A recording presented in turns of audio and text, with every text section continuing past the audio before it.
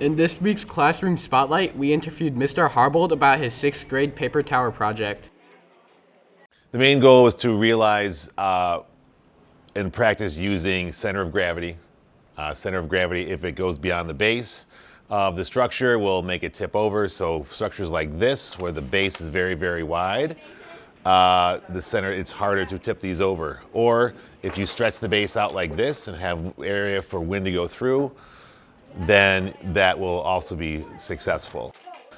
We talked about what wind does with buildings and how wind flow works, things like center of gravity. The students enjoyed the hands-on aspect of this project. I learned you probably shouldn't have, if you can avoid it, you shouldn't have a bunch of cuts in your paper because it'll make it weak because it can fold in on itself.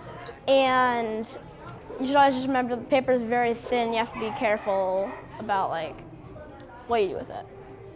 I learned the strength and aerodynamics of different shapes and how they react to the way the wind is blowing towards them.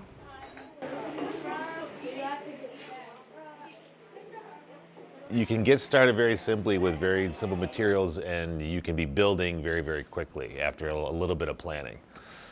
Some projects are very involved and they take weeks and weeks, and I wanted this because it's very quick and you can get to some very basic, very important ideas very quickly. This has been Dane and Carson reporting for Trojan TV.